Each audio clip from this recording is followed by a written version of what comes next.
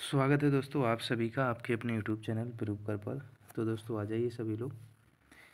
देखिए आज हम लोग पढ़ेंगे इस सेशन में उत्तर प्रदेश के बहुत ही इम्पोर्टेंट प्रश्न जो आपसे उत्तर प्रदेश एग्ज़ाम जितने भी आपके होते हैं, चाहे उत्तर प्रदेश पुलिस का एग्ज़ाम जो 17-18 तारीख को होने वाला है, उसके लिए तो ये काफ़ी हेल्पफुल वीडियो होगा। और इस वीडियो में हम काफ़ी सारे क्वेश्चंस को करेंगे, लगभग 5 चैप्टर कवर करेंगे। रोजगार विद अंकित सर की जो ये किताब है उत्तर प्रदेश सामान्य ज्ञान स्पेशल है ना, जो हर एक एग्जाम्स के लिए है, चाहे लेखपाल हो, यूपीएसआई हो, आरओ हो, UP constable, UP PCL, video, UP triple SC, PSC, हर एक एग्जाम्स के लिए है ना। तो आप लोग इसको अच्छे से पढ़ेंगे। अगर किसी के पास किताब नहीं है, जिसके पास है तो उसने तो मान लो पढ़ा ही होगा, जिसके पास नहीं है, जो नहीं परचेज कर सकता है, वो पढ़ सकता है। दूसरी चीज़, जिसके पास है भी, जिसने पढ़ा भी है, तो वो एक बार रिवीजन कर सकता है। ठीक है, स्पीड से हम लोग चलेंगे।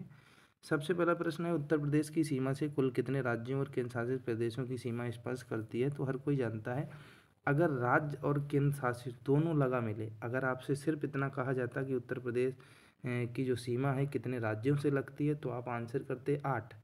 लेकिन अगर केंद्र शासित प्रदेश भी लगा है तो आप टोटल आंसर करेंगे फिर 9। इस चीज़ को विशेष रूप से याद रखना। दूसरे प्रश्न पे चलते हैं, उत्तर प्रदेश की सीमा किस केंद्र शासित प्रदेश को स्पर्श करती है? जैसा कि आप सभी जानते हैं, दिल्ली जो है ये उत्तर प्रदेश राज्य से सीमा साझा करता है ना, केंद्र शासित प्रदेश है। और यहाँ पर जो चारों ऑप्शन दिए गए, चारों केंद्र शासित प्रदेश ही के अंतर्गत ही आ रहे हैं इस समय। उत्तर प्रदेश के कौन कौन से जिले दिल्ली को स्पर्श करते हैं, आपको ये बताना है, जो उत्तर प्रदेश के जिले हैं जो दिल्ली को स्पर्श करते हैं। तो देखो, नंबर 1 गाजियाबाद और गौतम बुद्ध नगर, ये दोनों ज़िले जो हैं ये उत्तर प्रदेश राज्य के हैं और उत्तर प्रदेश के हैं, और ये दिल्ली को स्पर्श करते हैं। ठीक है, इनकी सीमा जो है वो दिल्ली को स्पर्श करती है। अगला है, उत्तर प्रदेश की पूर्वी सीमा को कौन कौन से राज्य स्पर्श करते हैं? अगर हम उत्तर प्रदेश की पूर्वी सीमा की बात करें, तो उत्तर प्रदेश के पूरब में आपको देखने को मिलेगा, जो आपके सामने ऑप्शन दिए गए हैं, बिहार देखने को मिलेगा और झारखंड देखने को मिलेगा। अगर आप उत्तर प्रदेश को देखेंगे तो इसके पूरब की बात करेंगे तो बिहार और झारखंड, क्योंकि बिहार से काट के ही झारखंड बना। और फिर बिहार से थोड़ा उस तरफ बढ़ जाएंगे तो आपका क्या आ जाएगा, बांग्लादेश आ जाता है ना। बिहार की जो सीमा है, और बिहार की सीमा में आपका जो बिहार से नीचे जो ठीक लगा हुआ है वो आपका झारखंड है, और झारखंड से लगा हुआ पश्चिम बंगाल भी है। और पश्चिम बंगाल जो है ये बिहार से भी लगा हुआ है, झारखंड से भी। फिर पश्चिम बंगाल जो है उसका कुछ एक आध जिला जो आपके हैं, जैसे रायगंज वगैरह, इसके बाद में आपका बांग्लादेश शुरू हो जाता है ना। तो बिहार और झारखंड आप लोग याद रखेंगे। अगले पे चलते हैं, कौन सा राज्य उत्तर प्रदेश की पश्चिमी सीमा को स्पर्श करता है? पश्चिमी सीमा की अब यहाँ पर बात हो रही है भाई, पश्चिमी सीमा को राजस्थान स्पर्श करता है, सभी लोग याद रखेंगे। अगले पे चलते हैं, उत्तर प्रदेश की सबसे लंबी सीमा किस राज्य को स्पर्श करती है? अगर सबसे लंबी सीमा की हम लोग बात करें तो मध्य प्रदेश है। ये सबसे लंबी सीमा जो है साझा करती है उत्तर प्रदेश को, मध्य प्रदेश की। कई सारे ज़िले जो हैं जो इससे लगते हैं उत्तर प्रदेश के, जैसे आपका कई सारे ज़िले हो गए, जैसे औरैया हो गया, महोबा हो गया, है ना। और इसके बाद में फिरोजाबाद हो गया, आगरा हो गया, मथुरा हो गया, है ना। कई ज़िले आपके लगते हैं इससे उत्तर प्रदेश से, जो मध्य प्रदेश से लगते हैं उत्तर प्रदेश के ज़िले। आप सभी लोग इस चीज़ को याद रखेंगे, क्योंकि आपसे ये पूछा जा सकता है, तो फिर गलती ना करना, है ना। प्रयागराज, मिर्ज़ापुर, ये सारे ज़िले। तो आगे चलते हैं अगले पे, उत्तर प्रदेश की सबसे छोटी सीमा रेखा किस राज्य को स्पर्श करती है?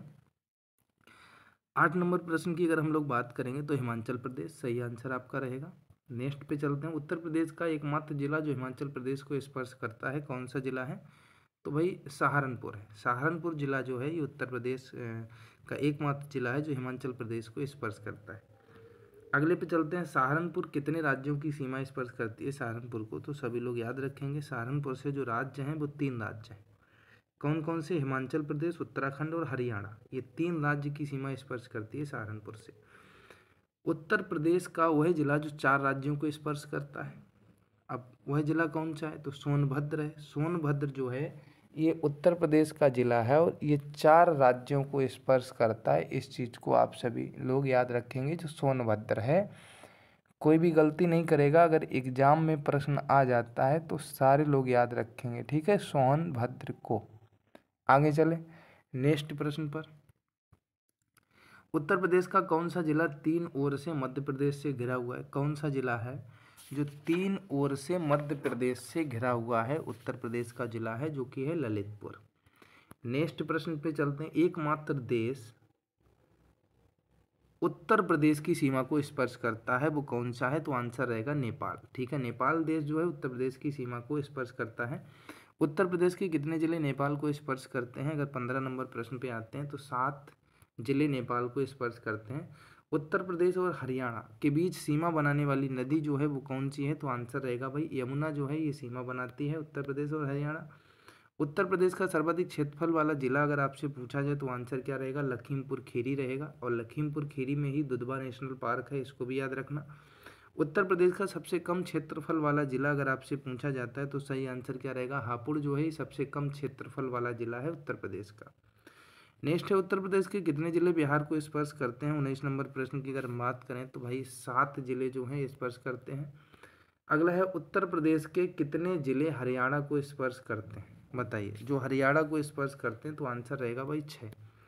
नेक्स्ट है, उत्तर प्रदेश का सबसे पूर्वी जिला अगर आपसे पूछा जाए तो सही आंसर क्या रहेगा? बलिया रहेगा। नेक्स्ट है, उत्तर प्रदेश का सबसे पश्चिमी जिला अगर आपसे पूछा जाए क्वेश्चन संख्या 22 तो आंसर आप क्या करेंगे? शामली।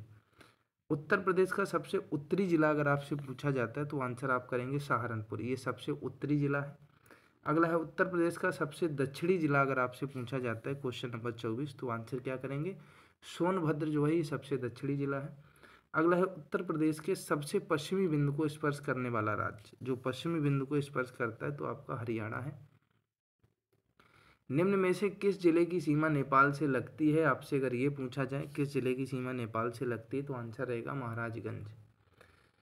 अगला है आपके सामने, निम्न में से किस जिले को अंतर्राष्ट्रीय सीमा स्पर्श करती है? जिस जिले को अंतर्राष्ट्रीय सीमा स्पर्श करती है तो आंसर क्या रहेगा? श्रावस्ती जो है, सॉरी श्रावस्ती नहीं होगा, बस्ती रहेगा, ओनली वन बस्ती रहेगा। बस्ती को अंतर्राष्ट्रीय सीमा स्पर्श नहीं करती है, श्रावस्ती को तो करती है ना। तो सभी लोग याद रखेंगे, गलतियां नहीं करेंगे अगर आपसे एग्जाम में ये क्वेश्चन आ जाते हैं। इसके बाद में आगे चलते हैं।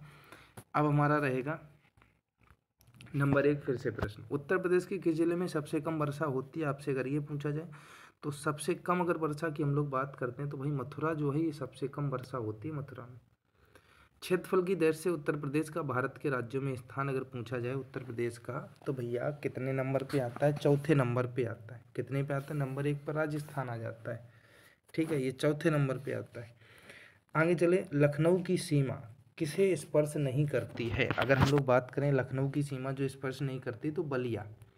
नेक्स्ट है भैया, निम्न में से कौन जिला बुंदेलखंड क्षेत्र का है? जो यहाँ पर बुंदेलखंड क्षेत्र का जिला है तो आंसर रहेगा सर महोबा। अगला प्रश्न है, उत्तर प्रदेश की पूर्व से पश्चिम तक की कुल लंबाई अगर आपसे पूछी जाती है तो 650। ठीक है, कितनी होगी? पूर्व से पश्चिम तक की 650 होगी। उत्तर प्रदेश का दक्षिणी पठारी भाग का ढाल किस दिशा में है? आपसे ये पूछा जाए तो भैया आंसर रहेगा दक्षिण से उत्तर की ओर, मतलब ये है। आगे, क्षेत्रफल के घटते क्रम में सही विकल्प का चयन करिए, मतलब सबसे पहले सबसे ज़्यादा, तो भैया सबसे ज़्यादा तो राजस्थान का है। नंबर 2 पे मध्य प्रदेश आता है, फिर महाराष्ट्र आता है, नंबर 4 पे अभी आप पढ़ के आए थे उत्तर प्रदेश। ठीक है, आगे उत्तर प्रदेश में सर्वाधिक वर्षा का क्षेत्र अगर आपसे पूछा जाए तो वही तराई क्षेत्र में सबसे ज़्यादा वर्षा होती है उत्तर प्रदेश में। उत्तर प्रदेश के भाबर क्षेत्र में किस प्रकार की मृदा पाई जाती है? अगर भाबर क्षेत्र की बात होगी तो ककरीली पाई जाएगी, ककरीली और पथरीली।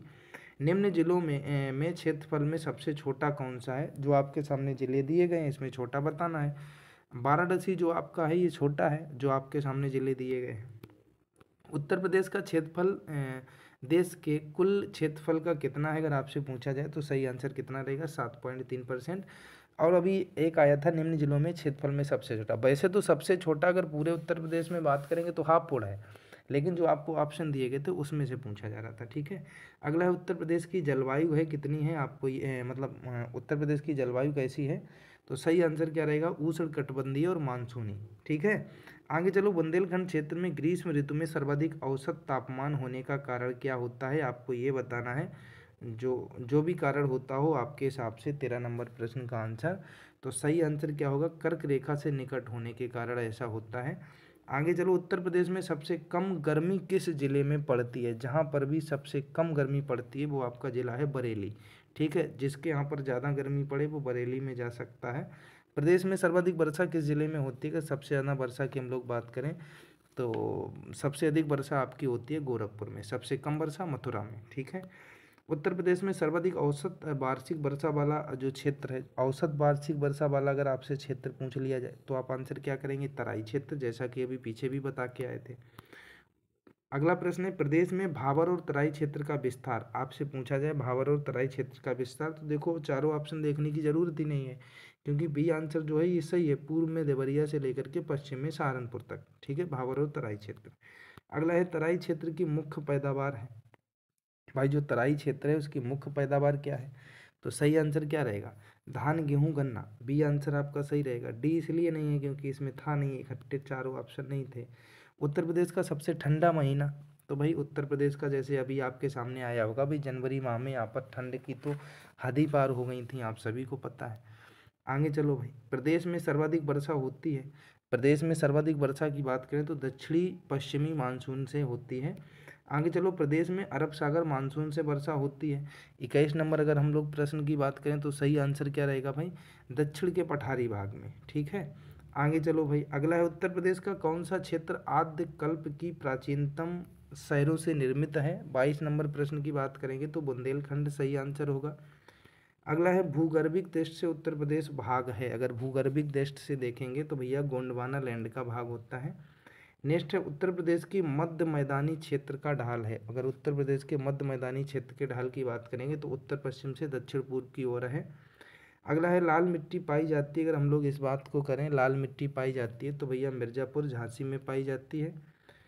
नेक्स्ट है, प्रदेश में अवनालिका अपरदन से सबसे अधिक प्रभावित जिला कौन सा है? अगर हम लोग 26 नंबर क्वेश्चन की बात करें तो अवनालिका अपरदन से सबसे अधिक प्रभावित जिला इटावा है। अगला है, प्रदेश में वायु मृदा अपरदन से सबसे अधिक प्रभावित क्षेत्र है, 27 की बात करें तो पश्चिमी क्षेत्र हो जाएगा। नेक्स्ट है, प्रदेश में मैदानी क्षेत्र में पाई जाने वाली नवीन जलोढ़ मृदा को किस नाम से जानते हैं? तो 28 का आंसर क्या रहेगा भाई? खादर रहेगा, ठीक है। प्रदेश के मैदानी क्षेत्र में पुरानी जलोढ़ मृदा को किस नाम से जाना जाता है? अगर हम लोग 29 नंबर की बात करें तो बांगर के नाम से जानते हैं। अगला है, उत्तर प्रदेश के पश्चिमी क्षेत्र में पाई जाने वाली काली मिट्टी को अन्य किस नाम से जानते हैं? तो भैया काली मिट्टी को अन्य किस नाम से जाना जाता है? तो भैया करेल के नाम से जानते हैं। अगला है, प्रदेश में भोंटा मृदा पाई जाती है, भोंटा मृदा की अगर हम लोग बात करें तो ये कहाँ पाई जाती है? विंध्य क्षेत्र में पाई जाती है भोंटा मृदा। अगला है, प्रदेश में पाई जाने वाली लाल मिट्टी वाले क्षेत्र की मुख्य फसलें कौन सी हैं? अगर हम लोग 32 नंबर प्रश्न की बात करेंगे तो दलहन और तिलहन। इससे पहले मैं एक चीज़ आपको बता दूं, हमारे डिस्क्रिप्शन बॉक्स में एक टेलीग्राम लिंक लगा होगा, उसको अगर आप ज्वाइन कर लेंगे तो वहाँ भी हम ये पीडीएफ डाल देंगे, और आपने जो यहाँ पर पढ़ा है फिर इसका एक बार रिवीजन करना, देखना कि आप कितने क्वेश्चन सही कर पा रहे हैं, ठीक है। इनके जो हम आंसर बताते जा रहे हैं आप लिख भी सकते हैं कि 32 का तीसरा, ऐसे लिखते जाइए, पीडीएफ वहाँ पर मिल जाएगी, यहाँ से आप रिवीजन कर सकते हैं। दूसरी चीज़, ऐप का लिंक है जिसको आप डाउनलोड करके रजिस्टर कर सकते हैं, जहाँ से आपको और भी पीडीएफ कई मिल सकते हैं उत्तर प्रदेश पुलिस के एग्जाम्स के लिए, ठीक है। आगे चलो, प्रदेश में पाई जाने वाली मृदा में कौन सी मृदा लवण युक्त मृदा है? तो 33 की अगर बात करेंगे तो रेह तथा ऊसर मृदा, ठीक है। अगला है, वायु अपर्दन से सर्वाधिक प्रभावित प्रदेश के जिले हैं, अगर हम लोग वायु अपर्दन की बात करें तो प्रभावित जिले आगरा और मथुरा हैं। नेक्स्ट प्रश्न पे चलते हैं, किसे किसान का मौत कहा जाता है? किसको कहा जाता है? 36 नंबर, तो परत अपर्दन को कहा जाता है, ठीक है। आगे चलते हैं, उत्तर प्रदेश में प्रथम वन नीति घोषित की गई। अब ये जो हमारा पहला प्रश्न आया ये वन वनस्पति एवं वन्य जीव से आया, किससे? वन वनस्पति एवं वन्य जीव। तो प्रथम वन नीति जो थी 1952 में, और द्वितीय वन नीति जो थी 1988 में आई थी, तो आप यहाँ पर 1952 आंसर कर सकते हैं। राष्ट्रीय वन नीति 1988 के अनुसार देश के कुल कितने क्षेत्रफल पर वनों का विस्तार होना चाहिए? 1988 के अनुसार अगर हम लोग बात करेंगे तो देश के कुल कितने क्षेत्रफल पर? 33.33% क्षेत्रफल पर होना चाहिए। भारतीय वन सर्वेक्षण रिपोर्ट 2019 के अनुसार उत्तर प्रदेश के भौगोलिक क्षेत्रफल का कुल कितना प्रतिशत वन क्षेत्र है? अगर 2019 के अनुसार देखेंगे तो भौगोलिक क्षेत्रफल का 6.88% आप आंसर कर सकते हैं। India state of forest report 2019 के अनुसार उत्तर प्रदेश के कुल वन क्षेत्र का आरक्षित वन क्षेत्र कितना है? अगर हम लोग आरक्षित वन क्षेत्र की बात करेंगे तो 72.79% है, और संरक्षित वन क्षेत्र की बात करेंगे तो 6.98% है, और अवर्गीकृत वन क्षेत्र की बात करेंगे तो 20.23% है। इसको आप नोट भी कर सकते हैं कहीं पर। आगे चलते हैं। उत्तर प्रदेश में अति सघन वन, अब अगर आपसे अति सघन वन की बात कर दी जाए तो ये आपका रहेगा 1.09। ठीक है। अगर आपसे मध्यम सघन वन की बात की जाए तो मध्यम सघन वन जो है 1.69%, लगभग 4080.04 वर्ग किलोमीटर में, और अति सघन वन लगभग 2616.43 वर्ग किलोमीटर में। खुले वन की बात की जाए तो 3.37%, लगभग 8109.18 वर्ग किलोमीटर के क्षेत्र में आपको देखने को मिलेंगे। आगे चलो भाई। India state of forest report 2017 की तुलना में 2019 की रिपोर्ट के अनुसार उत्तर प्रदेश में वनावरण क्षेत्र में कितनी वृद्धि हुई है। जो ये वृद्धि हुई है वो कितनी वृद्धि हुई है आपको ये बताना है। ठीक है। आपके सामने ऑप्शन दिए गए हैं, आप लोग ज़रा देखिए कि यहाँ पर आपका जो आंसर है वो क्या हो सकता है। सही आंसर का आपको चयन करना है। तो सही आंसर आपका क्या होगा, क्वेश्चन नंबर 6 है। आपके सामने 4 ऑप्शन है भाई, देखिए और बताइए। तो 6 नंबर का सही आंसर क्या हो जाएगा, 126.65 वर्ग किलोमीटर। अगला है सर्वाधिक वन क्षेत्र प्रतिशत वाले जिलों का घटते क्रम में सही विकल्प का चयन करें। घटते क्रम में सही विकल्प का चयन करना है। तो भाई सोनभद्र से कम, फिर चंदौली, चंदौली से कम पीलीभीत, से कम मिर्जापुर। पहले ही वाला सही था। अगला है प्रदेश का न्यूनतम वनावरण वाला जिला कौन सा है। जो न्यूनतम वनावरण है तो आंसर आप कर सकते हैं भदोई। क्या कर सकते हैं, भदोई। अगला है प्रदेश का अधिकतम वनावरण वाला जिला कौन सा है। तो इसमें आप आंसर कर सकते हैं सोनभद्र। अगला है उत्तर प्रदेश में सबसे अधिक अति सघन वन क्षेत्र मिलता है। तो अति सघन वन क्षेत्र आपका लखीमपुर खीरी में मिलता है। अगला है उत्तर प्रदेश में सर्वाधिक मध्यम वन एवं खुला वन क्षेत्र की अगर हम लोग बात करेंगे तो आंसर रहेगा भाई इसका भी सोनभद्र। अगर हम लोग India state of forest report 2019 के अनुसार उत्तर प्रदेश में वनावरण व वृक्षावरण इसकी हम लोग बात करेंगे तो सही आंसर आपका रहेगा 9.20%। ठीक है भाई, कितना रहेगा, 9.20%। आगे चलो भाई। सर्वाधिक वन क्षेत्रफल वाले जिलों का घटते क्रम में चयन करें। घटते क्रम में अब की बार चयन करना है तो आप भाई इसमें भी घटते क्रम में चयन करेंगे। फिर से घटते क्रम का मतलब क्या है, सबसे पहले ज़्यादा, फिर उससे कम, फिर उससे कम, इस प्रकार से। तो सबसे पहले सोनभद्र, फिर लखीमपुर खीरी, मिर्जापुर, पीलीभीत। न्यूनतम वन क्षेत्रफल वाले जिलों का बढ़ते क्रम में, न्यूनतम अब इसका बढ़ते क्रम में करना है तो सबसे पहले भदोई आएगा। अब भदोई 2 में है तो भदोई के बाद में मऊ आएगा। अब मऊ किस में है, ऊपर वाले में है, तो फिर यही सही हो जाएगा, मैनपुरी, संत कबीर नगर। अगला है प्रदेश में नम पर्णपाती वन पाए जाते हैं। अगर नम पर्णपाती वन की बात की जाए तो भाबर और तराई क्षेत्र में पाए जाते हैं। प्रदेश के पूर्व, मध्य तथा पश्चिमी क्षेत्रों में मिलते हैं। तो इसका आंसर आपका हो जाएगा शुष्क पर्णपाती वन में। उत्तर प्रदेश में सामाजिक वानिकी योजना कब शुरू हुई। अगर इसकी बात करें तो 1979 में शुरू हुई थी। सी आंसर सही होगा। वृक्षारोपण की वृद्धि के लिए शुरू की गई ऑपरेशन ग्रीन योजना कब शुरू की गई थी। ऑपरेशन ग्रीन योजना की बात करें तो 1 जुलाई 2001 को।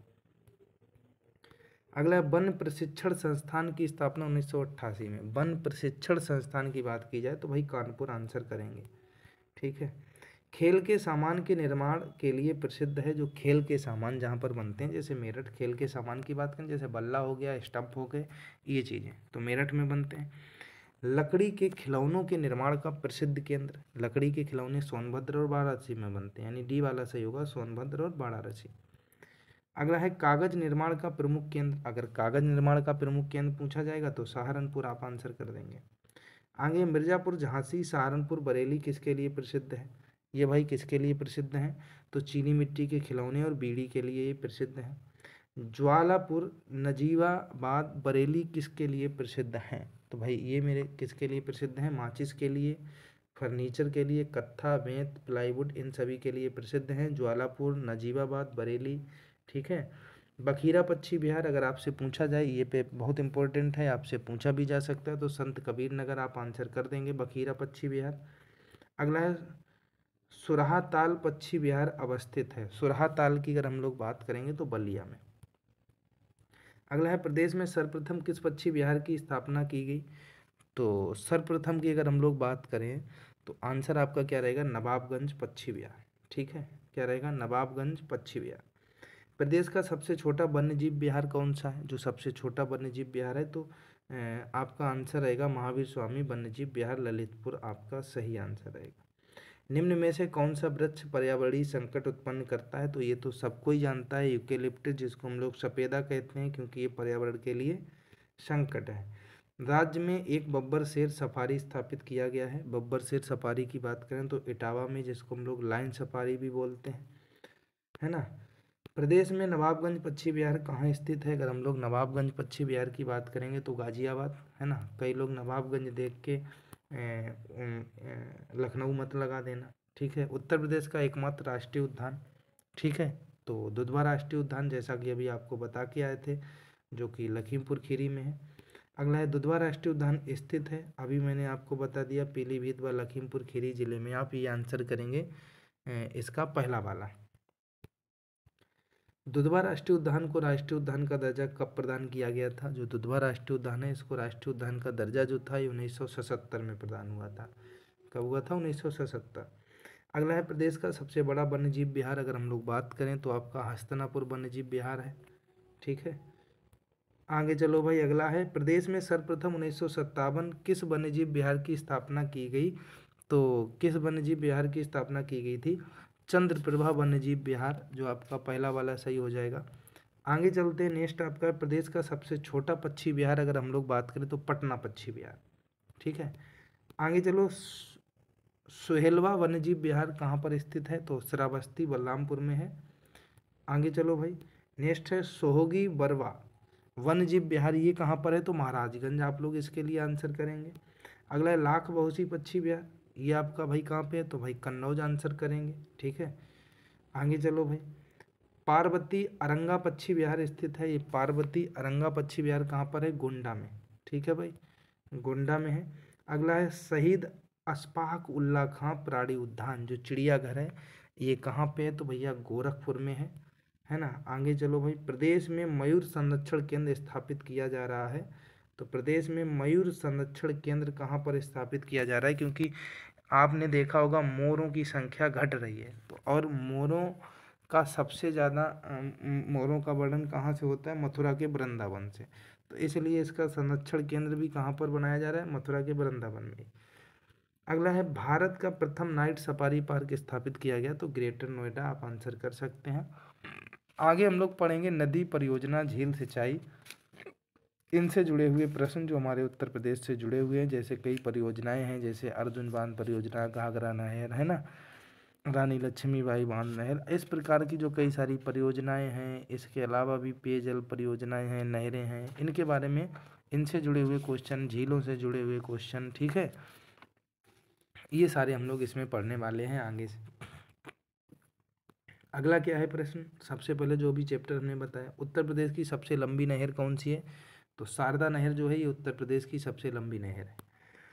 हथनी कुंड परियोजना किस नदी पर स्थित है, तो भैया ये यमुना नदी पर स्थित है, हथनी कुंड, याद रखना। निम्न में से किस नदी को राष्ट्रीय जलमार्ग संख्या के रूप में संख्या 1 के रूप में प्रयुक्त किया जा रहा है, तो भैया गंगा, आंसर सही रखेंगे। केंद्र द्वारा किस नदी को राष्ट्रीय नदी घोषित किया गया है, केंद्र के द्वारा कौन सी नदी राष्ट्रीय नदी घोषित की गई, तो गंगा नदी को, क्योंकि सबसे पवित्र नदी है गंगा नदी। निम्न नदियों में से प्रदेश की कौन सी नदी मैदानी क्षेत्रों से निकलती है, जो मैदानी क्षेत्रों से निकलती है उसका नाम है सई। अगला है प्रदेश के मैदानी भागों में नदियों द्वारा विकसित किया जाने वाला अपवाह तंत्र क्या कहलाता है, तो भैया अपवाह तंत्र कहलाता है समांतर अपवाह तंत्र, यानी पहला ही आंसर सही है।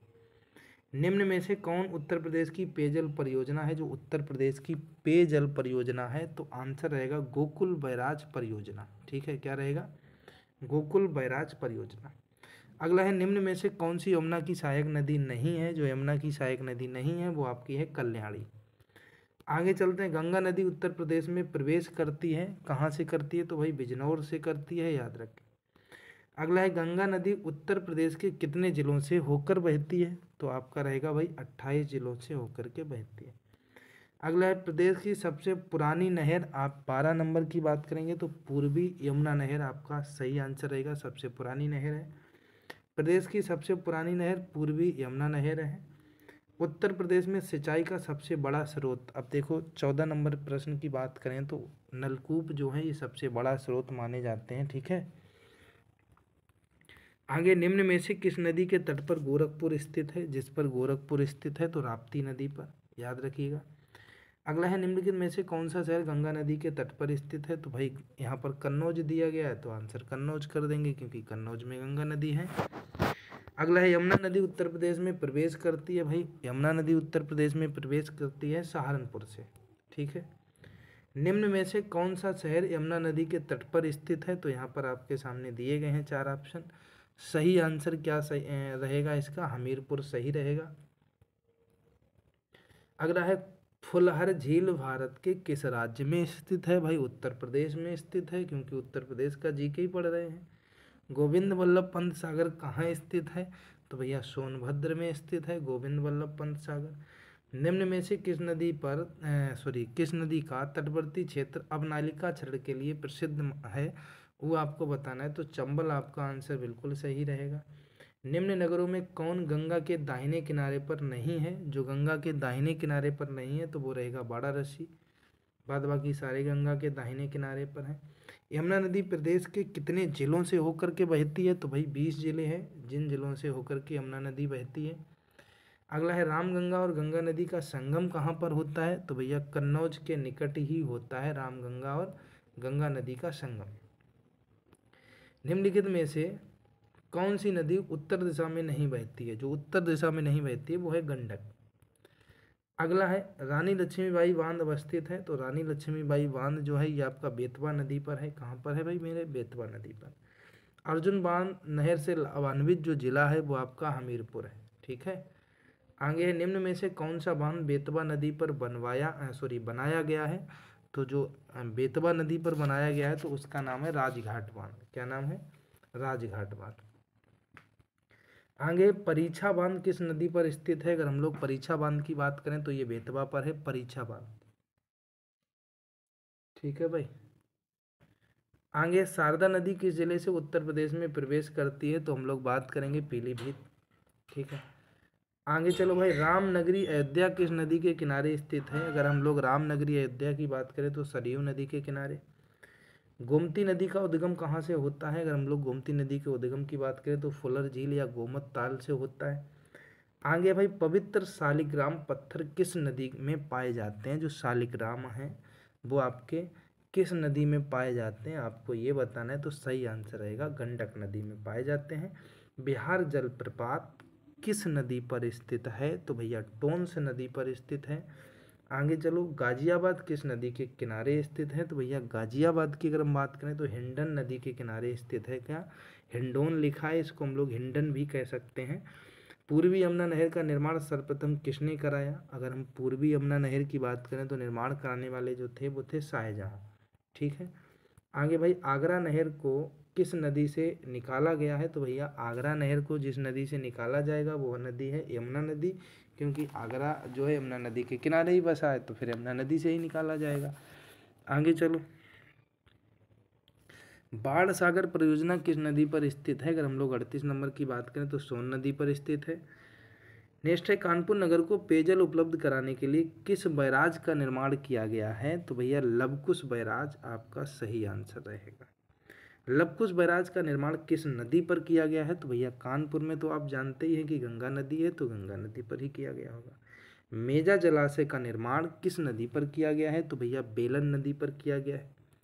आगे चलो भैया, उत्तर प्रदेश में सर्वाधिक नहरें प्रदेश के किस भाग में पाई जाती हैं? तो सही आंसर रहेगा पश्चिमी भाग में सर्वाधिक नहरें हैं। प्रदेश में नहरों द्वारा सिंचित भाग है कितना? भाई सिंचित भाग है 15.2%।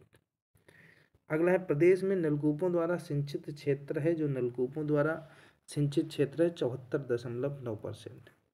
अगला है, प्रदेश में रेन हार्वेस्टिंग व रिचार्ज नीति लागू की गई, ये कब की गई?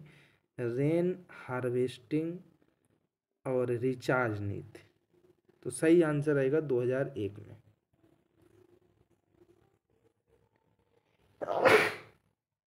अगला है, देश में नलकूपों द्वारा सर्वाधिक सिंचित क्षेत्रफल है कहाँ का है?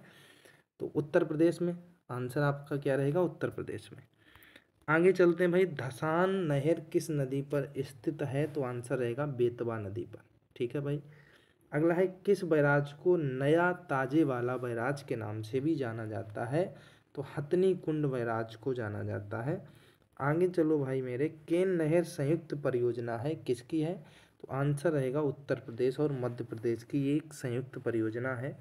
अगला है, उत्तर प्रदेश में सर्वप्रथम नलकूपों का प्रयोग शुरू हुआ, तो भैया कहाँ पे, मेरठ में हुआ था। अगर आपसे पूछा जाए कब शुरू हुआ था, तो 1930 में हुआ था, 1930 में। ठीक है बेटा, आगे चलो।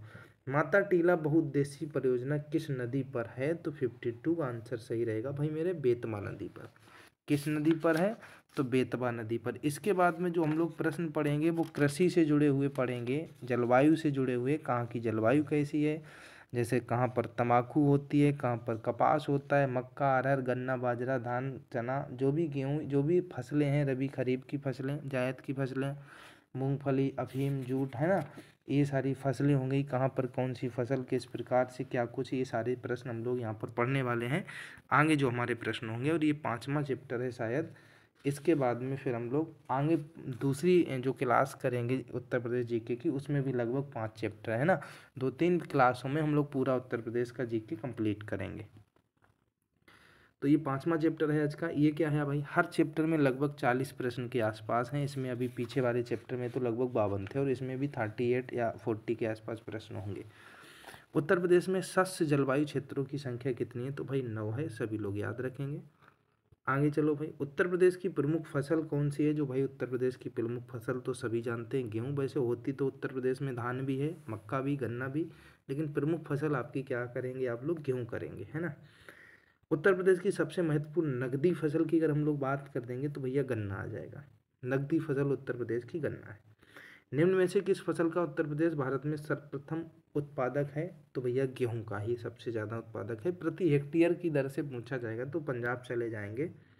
वैसे उत्तर प्रदेश अग्रणी उत्पादक है, किन किन चीज़ों में अग्रणी है, जैसे गेहूं हो गया, गन्ना हो गया, आलू हो गया, इनका अग्रणी उत्पादक है। राज्य में संतरे की पैदावार वाला जिला कौन सा है, भाई संतरे की पैदावार सहारनपुर चले जाएंगे।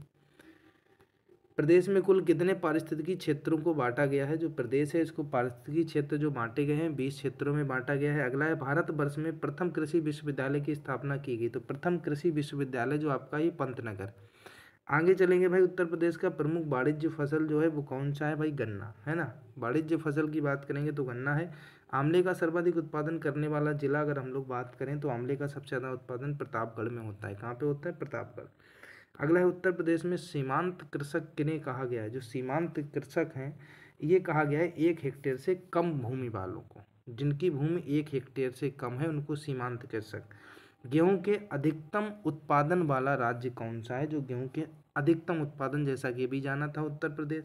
प्रदेश के तराई क्षेत्र विशेषकर सिद्धार्थनगर में उगाए जाने वाले सुगंधित चावल की किस्में जो आपसे पूछी जा रही हैं वो काला नमक, ठीक है, ये किस्म है। अगला है, उत्तर प्रदेश की किस उत्पादन का सबसे बड़ा उत्पादक नहीं है, जो उत्तर प्रदेश है, तो फूलों का, है ना, फूलों का सबसे बड़ा उत्पादक नहीं है।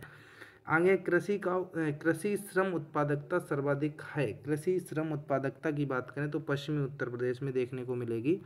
आगे बात करें, प्रदेश में पान उत्पादन के लिए कौन जिला विशेष रूप से प्रसिद्ध है, पान उत्पादन की बात करेंगे तो महोबा चलेंगे हम लोग। आगे चलो भाई, उत्तर प्रदेश में खरीफ फसल की बुआई होती है। अगर खरीफ फसल की हम लोग बात करेंगे, खरीफ फसल की बुआई कब होती है, जून जुलाई के दौरान आपकी खरीफ फसल जो है वो बोई जाती है। आगे चलो, जनगणना 2011 के अनुसार उत्तर प्रदेश की कुल कार्यशील जनसंख्या के कितने प्रतिशत लोग कृषि और संबद्ध क्षेत्र में नियोजित हैं, तो आंसर रहेगा 59.3%, सही आंसर है। देश के कुल कृषि योग्य भूमि के कितने प्रतिशत भाग पर गेहूं की खेती होती है, जो कुल कृषि योग्य भूमि है जिस पर गेहूं की खेती होती है वो हिस्सा है 24%। आगे, प्रदेश का सर्वाधिक गेहूं उत्पादक जिला कौन सा है, अगर गेहूं उत्पादक जिला की बात करें तो भैया योगी आदित्यनाथ जी के जिले में चलेंगे, गोरखपुर। नेक्स्ट क्वेश्चन कौन सा है, गेहूं की सर्वाधिक उत्पादकता जो है अगर आपसे ये पूछा जाए तो गेहूं की सर्वाधिक उत्पादकता गंगा घाघरा दोआब क्षेत्र में देखने को आपको मिलेगी। नेक्स्ट है, उत्तर प्रदेश की कुल कृषि योग्य भूमि के कितने प्रतिशत भाग पर धान की खेती की जाती है, तो लगभग 18% क्षेत्र पर धान की खेती की जाती है। अगला है प्रदेश की कुल कृषि योग्य भूमि के कितने प्रतिशत भाग पर गन्ने की खेती की जाती है। अगर गन्ने की बात हो जाएगी तो लगभग 13% भाग पर गन्ने की खेती होती है। प्रदेश का सर्वाधिक चना उत्पादक क्षेत्र अगर आपसे पूछ लिया जाता है तो बुंदेलखंड प्रदेश की हम लोग बात कर देंगे। आगे प्रदेश में एकमात्र अफीम फैक्ट्री की अगर हम लोग बात करेंगे, मतलब अफीम फैक्ट्री जो है वो आपकी गाजीपुर हम लोग चलेंगे। आगे प्रदेश का सबसे बड़ा अफीम उत्पादक जिला अगर आपसे पूछा जाए, भी फैक्ट्री की बात थी, अब जिला अगर पूछा जाएगा तो फिर बाराबंकी चलेंगे, फैक्ट्री पूछी जाएगी तो गाजीपुर चलेंगे। निम्न में से कौन सा फसल चक्र पूर्वी उत्तर प्रदेश के लिए सर्वाधिक उपयुक्त है। जो पूर्वी उत्तर प्रदेश के लिए सबसे ज़्यादा उपयुक्त है तो हम लोग धान, फिर मक्का, फिर गेहूँ, धान मक्का गेहूँ, है ना, क्या होगा, धान मक्का गेहूँ। अगला, इनमें से कौन सा फसल चक्र बुंदेलखंड क्षेत्र के लिए सर्वाधिक उपयुक्त है। तो कौन सा क्षेत्र जो है बुंदेलखंड क्षेत्र के लिए सर्वाधिक उपयुक्त है, तो आंसर रहेगा ज्वार और चना। आगे चले भाई, 31 नंबर पर प्रदेश में आलू निर्यात क्षेत्र स्थापित किया गया है। जो आलू निर्यात क्षेत्र है वो स्थापित कहाँ पे किया गया, तो आगरा में आलू निर्यात क्षेत्र जो है स्थापित किया गया है। आगे, प्रदेश के आलू को किस ब्रांड नाम से बेचा जाता है। तो प्रदेश के आलू को किस ब्रांड नाम से बेचा जाता है, तो आज आंसर रहेगा ताज ब्रांड। किस नाम से बेचते हैं, ताज ब्रांड के नाम से। नेक्स्ट है, प्रदेश में पान अनुसंधान एवं प्रशिक्षण केंद्र की स्थापना की गई है। तो कहाँ पर की गई है, तो सही आंसर रहेगा प्रदेश में पान अनुसंधान की बात अगर हम लोग करेंगे तो महोबा आंसर आ जाएगा। आगे चलो भाई, प्रदेश में पुष्पों से इत्र बनाने के लिए प्रसिद्ध है, तो अपना कन्नौज जिला है भाई, जिस जिले से हम भी हैं। उत्तर प्रदेश में किसान मित्र योजना कब शुरू की गई। अगर हम लोग किसान मित्र योजना की बात करेंगे तो 18 जून 2001, जो कि ऑप्शन नंबर होगा डी। आगे चलो भाई, उत्तर प्रदेश में किसान बही योजना की अगर हम लोग बात करेंगे तो हम लोग 1992 की तरफ चलेंगे, जो कि आंसर नंबर हमारा होगा सी। आगे चलो भाई, 37 नंबर प्रश्न, उत्तर प्रदेश में प्रथम दुग्ध सहकारी समिति की स्थापना की गई थी। तो हमारा जिला रहेगा लखनऊ, और लखनऊ हमारा ऑप्शन नंबर सी। अगला है हमारा, इनमें से किस आर्थिक क्षेत्र में कृषि जोतों का औसत आकार सर्वाधिक है। तो हमारा आंसर रहेगा पश्चिमी क्षेत्र। तो भैया आज के ये हमारे 190 प्रश्न जो हमने आपको पढ़ाए बहुत ही इम्पोर्टेंट थे टोटल प्रश्न। अगर आपको क्लास अच्छी लगी हो तो चैनल को सब्सक्राइब, बेल आइकन को प्रेस करिएगा, दोस्तों को भी बताइएगा। फिर मिलेंगे क्वेश्चन चैप्टर 6 जो आपका होगा वो होगा ऊर्जा संसाधन, और अगले जो वीडियो आएगा उसमें भी हम लोग 5 चैप्टर को पढ़ेंगे। चैप्टर नंबर 6 एक ऊर्जा संसाधन पढ़ेंगे, फिर एक खनिज संसाधन पढ़ेंगे, 7 और 8 में उद्योग धंधे पढ़ेंगे, 9 में परिवहन पढ़ेंगे, 10 में पर्यटन तथा पर्यटन स्थल पढ़ेंगे। ठीक है, फिर अगला जो वीडियो आएगा उसमें कला एवं संस्कृति पढ़ेंगे, जनजातियाँ पढ़ेंगे, जनगणना 2011 पढ़ेंगे, पत्रिका एवं साहित्य पढ़ेंगे और प्रमुख व्यक्तित्व। अगला जो चौथा वीडियो आएगा उसमें उत्तर प्रदेश का इतिहास, राजनीतिक व प्रशासनिक ढांचा, शिक्षा, भाषा, प्रमुख शोध संस्थान, और जो उत्तर प्रदेश का करंट होगा और जो विविध होगा वो सारा चीज़ें पढ़ेंगे। ठीक है, यानी कि 4 चैप्टर में हम लोग 5-5 चैप्टर करके चीज़ों को पढ़ने वाले हैं। ठीक है, तो इस वीडियो में इतना ही, मिलते हैं नेक्स्ट वीडियो में, तब तक के लिए धन्यवाद। वीडियो को शेयर ज़्यादा से ज़्यादा करना, चैनल पर पहली बार तो सब्सक्राइब करना, टेलीग्राम ज्वाइन करना, डिस्क्रिप्शन में लिंक है, और ऐप को भी इंस्टॉल करके रजिस्टर करना। धन्यवाद, जय हिंद, वंदे मातरम, राम राम।